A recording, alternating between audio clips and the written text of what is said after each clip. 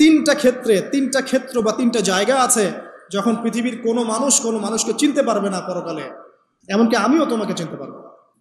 সেটা কি?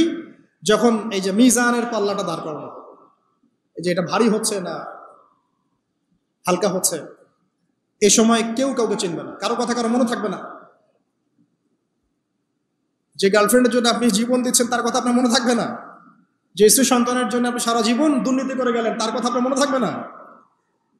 এমনকি যে স্ত্রীর কাছে আপনি অনেক প্রেমময় স্বামী, সেও আপনার কথা মনে রাখবে না যখন মিজানের পাল্লাটা উঁচু করা। 2, যখন আমল নামা ছুড়ে দেওয়া হবে, আমল নামা এভাবে উন্মুক্ত করে ছুড়ে দেওয়া হবে, ইকরা কিতাবাক, তুমি আজকে তোমার কিতাব পড়ো, ওয়া কাফা বিনাফসিকা আল-ইয়াওমা আলাইকা হাসিবা, আজকে তুমি নিজেই তোমার নফসের হিসাব নেওয়ার জন্য যথেষ্ট।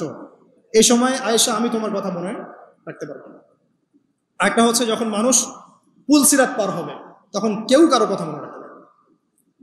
এখান থেকে শিক্ষা কি? নূহ আলাইহিস সালামের পরিবারের সদস্য হয়েও তারা আল্লাহর আনুগত্য না করার কারণে জাহান্নামে যাচ্ছেন। লূত আলাইহিস সালামের পরিবারের সদস্য হয়েও ঈমান না আনার কারণে তারা কি করছেন? জাহান্নামে যাচ্ছেন। আমাদের শিক্ষা হচ্ছে আমাদের পরিবারগুলোর, যে আমাদের এই বংশ, আমাদের এই যে টাকা পয়সা, স্ট্যাটাস, রং, বাড়ি গাড়ি, পলিটিক্যাল পদ, কোনো কিছুই আমাদেরকে আল্লাহর আযাব থেকে বাঁচাতে পারবে না যদি আমরা প্রকৃত মুসলিম মুমিন না হতে পারি। তো পরিবারের সদস্যদেরকে আল্লাহ পাক ঈমানদার হওয়ার তৌফিক এনায়েত করুন। এবার আসেন সামনে, আরো সামনে যান, দেখেন ওই যে ইব্রাহিম আলাইহিস সালাম, মনে আছে? বাবা হচ্ছে ওই সমাজের সবচেয়ে বড় লিডারের ডানহাত, নমরুদের ডানহাত। সে হচ্ছে মূর্তি পূজারীদের সর্দার, মানে মূর্তি সে বানাতো, স্ট্যাচু মেকার। ইব্রাহিম আলাইহিস সালামকে আল্লাহ পাক ওই ঘরেই জন্ম দিয়েছেন যেখানে তার বাবা একজন শিরকের কাণ্ডারী। ইব্রাহিম আলাইহিস সালাম তাকে বোঝানোর চেষ্টা করলেন, বাবা এটা শিরক, এটা শয়তানের কাজ, এখান থেকে ফিরে আসো, আমি তোমার জন্য আল্লাহর কাছে দোয়া করবো ইত্যাদি। বাবা তার কথা শুনলো না। এটা তো এমন না যে তিনি শুধু একবার বলেছেন, তিনি হয়তো বলতেই ছিলেন, একদিন 2 দিন না, কিন্তু বলতেই আছে। এক পর্যায়ে বাবা তাকে বের করে দিলেন বাসা থেকে, ফাহজুরহুম। এরকম করে ইব্রাহিম আলাইহিস সালামকে বের করে দেওয়া হয়।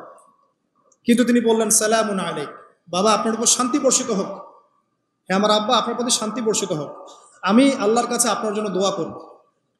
পরে যখন আল্লাহ পাক তাকে বললেন যে কোনো মুশরিকের জন্য তোমার দোয়া করার স্বভাব পাবে না, তখন থেকে ইব্রাহিম আলাইহিস সালাম দোয়া করা বন্ধ করে দেন।